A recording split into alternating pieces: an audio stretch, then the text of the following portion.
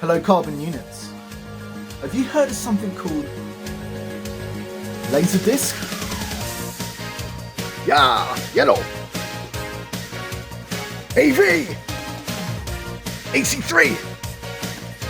In. Left, right. On.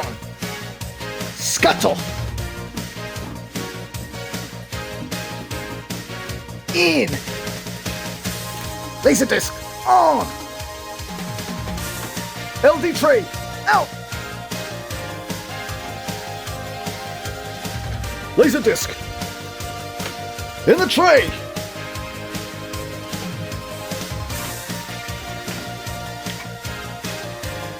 Spin, goddammit.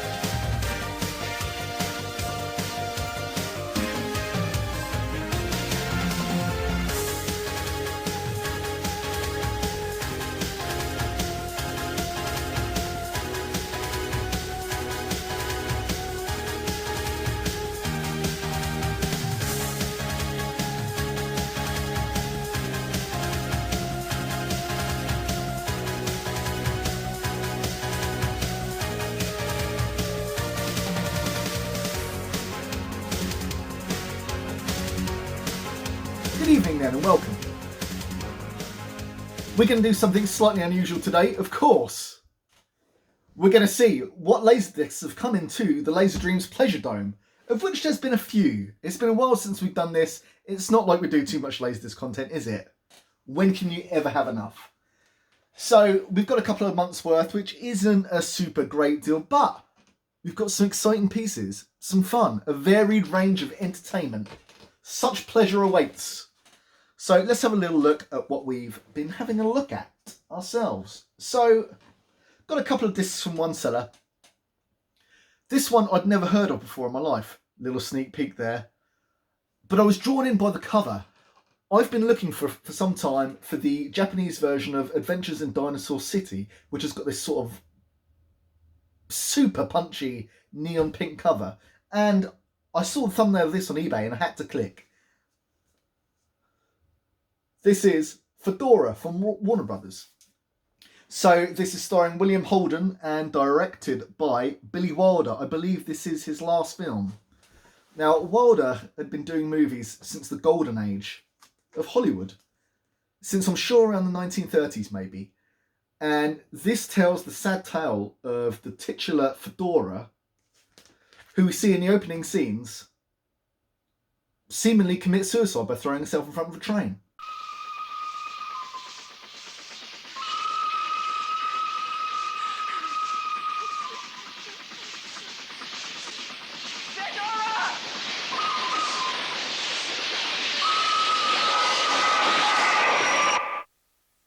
So that's not a spoiler, that happens in the open scene. And, okay, so ostensibly, it's about William Holden's character. He's now an ailing movie producer, but he used to work on sets back in the olden days when Fedora herself was at the height of her golden generation of movie star. She was the greatest star in the world. And they had a coming together, they spent the day together, and her career's been on the wane for years and years. She seems to be a bit of a recluse. She's living out in Cyprus. So William Holden's character goes out to try and find her to see if she'll appear in his latest movie venture. He's struggling to get that off the ground. He needs a star. He's after what used to be the biggest in the world, but things are not as they seem. So he goes to try and find her out in in Cyprus or Corfu, one of those. It's a hot island, anyway. That's as far as we know. And she's kind of barricaded in this castle. Very limited appearance. No one can come see her. She seems to be surrounded by some strange characters. Some family members and a shrink or a doctor. Very strange. So I've not heard this one before. Very interesting. I'm not too familiar with the work of Billy Wilder, but the dialogue in this is quite unusual. I don't know if it's similar to sort of movies he used to make, but seemingly the characters kind of relay all their dialogue in one piece and then wait for the next person to speak. So they really say the piece, they say everything they've got to say, and then the next person goes. It's strange, but it's very interesting, actually, what happens to Fedora. Never heard about this. Why would you? But definitely recommend. Not usually my cup of tea, but I enjoyed that a great deal. So here's something that is a lot of fun. Not very well rated, granted. So I'd seen about 10-15 minutes of this on TV some years ago. And I wanted to get around to watch the whole thing because what I saw I enjoyed. This is indeed Wes Craven presents Wishmaster.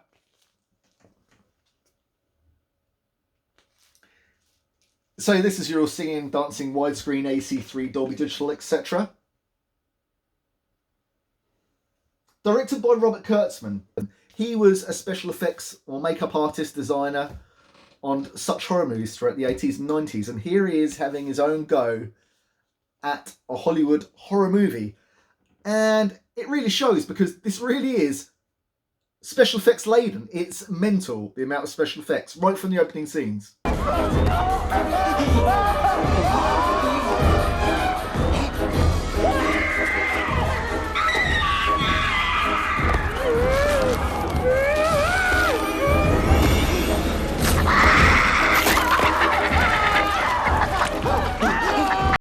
So yeah, absolutely bananas as far as the practical effects and some CG goes. Absolutely mad. The main guy is fantastic. He's like this. It's about these characters called the Jinns. They are the alleged true story of the genies, who apparently were put into the world between the angels and the humans in that time scale. And they have to grant every wish that you ask them, but there's typically a catch. And so this is the way he kills people. He can't just go around destroying people willy-nilly with powers. He has to ask them what they want, and then he essentially twists what they wish for. Some of the wishes are stupid, granted.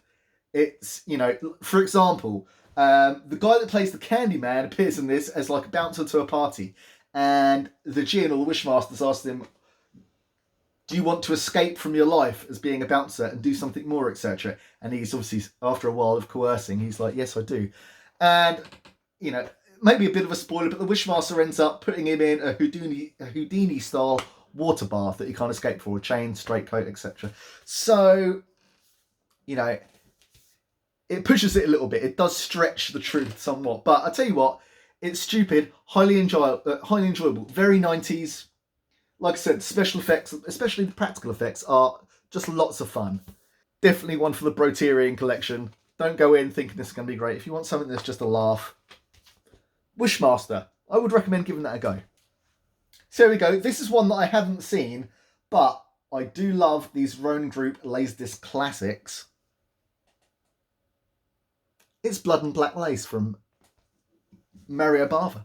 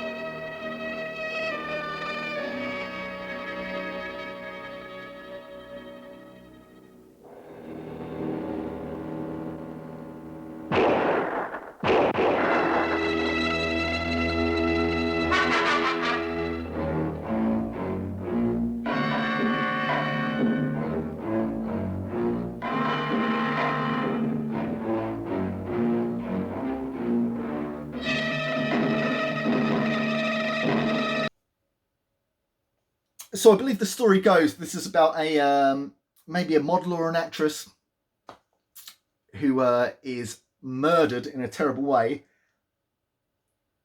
but she's got this diary, and everyone that comes in contact with the diary ends up in a grisly death. So looking forward to that. Big fan of horrors from this era, as we know, so that could be quite interesting. And here we go with a horror classic. I didn't actually own this on any media, but been one of my favourite horror movies for many years. One of the ones that you see so many times that you end up not actually purchasing it just because you've seen it to death. But always a super classic. Sissy Spacek, and strangely, John Travolta as one of the top billings. I don't really think so. Surely Laurie Piper, and there's others. Officer Anne Lewis in a starring role. The Greatest American Hero is in this as well. Of course, Brian De Palma's 70s horror classic Carrie.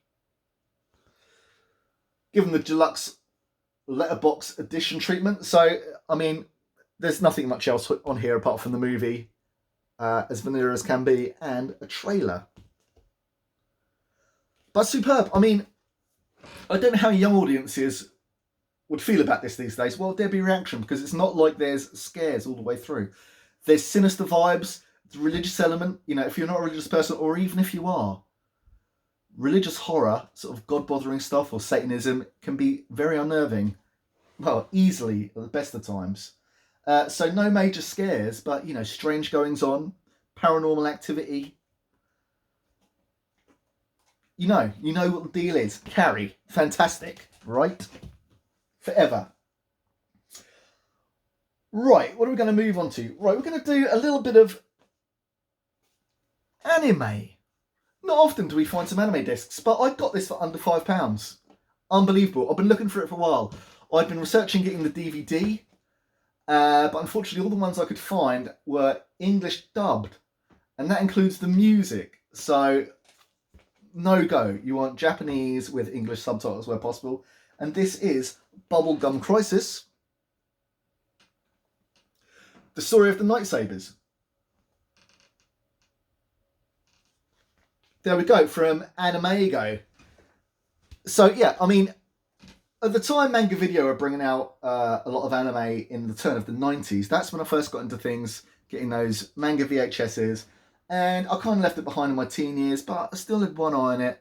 Don't watch anything new, but love things from that era. So even going back to like maybe the late 70s, through the 80s, hand-drawn animation, J-pop or rock, you've got to have that in there. So this is about these lightsabers, 3 girls that are in a rock band, but they're also kind of cybernetic guns for hire.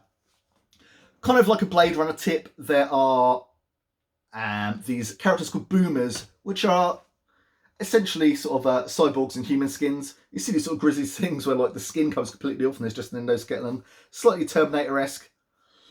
They're conscious. It's quite interesting.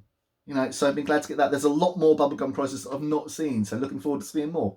This is a classic anime. If you like sort of mecha style anime, you're in. You know, you've got sort of replicants, like, well, more like androids, cyborgs. You've got the babes. You've got the rock music.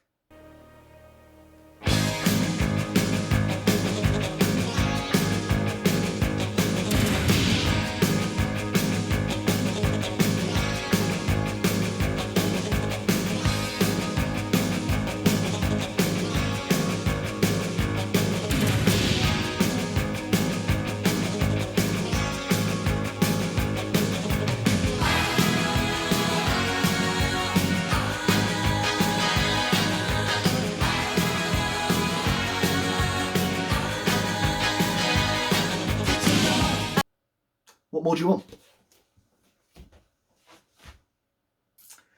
Okay, so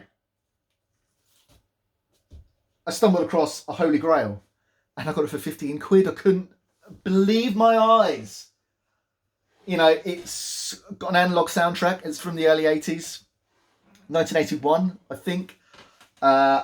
When famously, I mean, I think this is one of the reasons that David Bowie did not get on with him, is that similar to David Bowie getting rid of Ziggy Stardust, saying that's the end, and obviously that not being the end, Gary Newman did something similar. He announced that this was his last ever tour, and for sure, within the next 2 years, he was on tour straight away.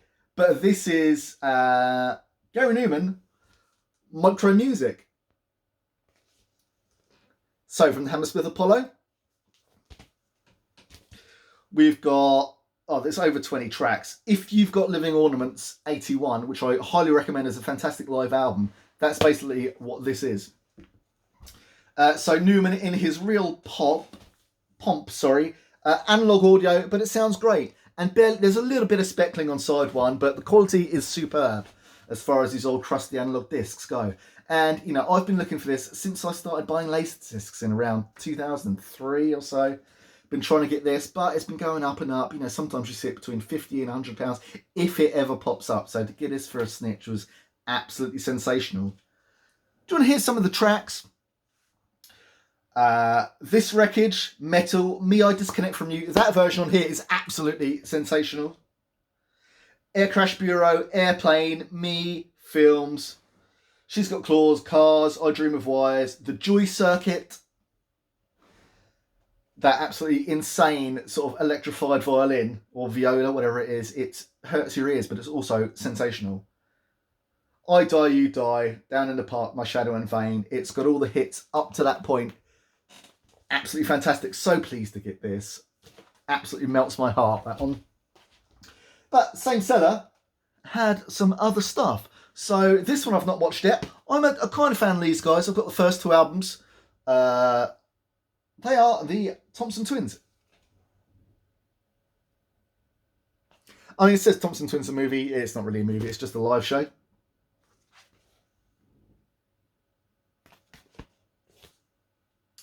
We got on here. Detectives, Love on Your Side. Tears. So yeah, I think this is mainly from album 1 mainly. Some of the bigger hits haven't come out, but if you're a fan of the band, which I am, I don't have some this because I've not watched it, but there we go. Thompson Twins. Something I am super familiar with, which also I've been trying to get for ages. Barely available on DVD. It is out there, but it's a little bit expensive, but also available on analog audio. Laserdisc is one of my favourite bands, a Japan, Oil on Canvas.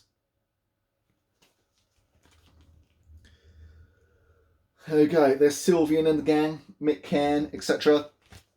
So yeah, one of my absolute favourite bands. This is running off the back of Tin Drum.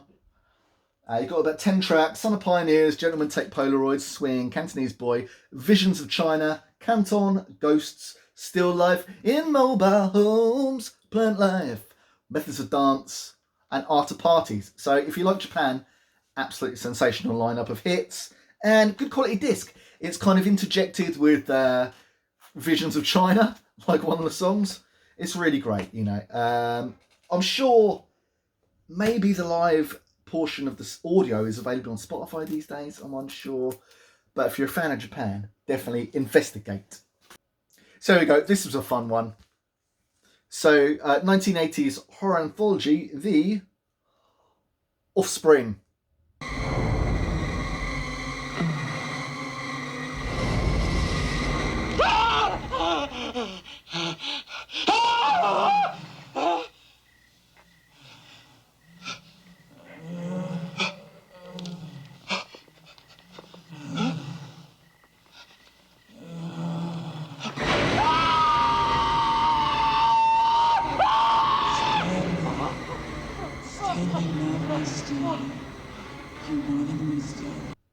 They Were Born to Kill.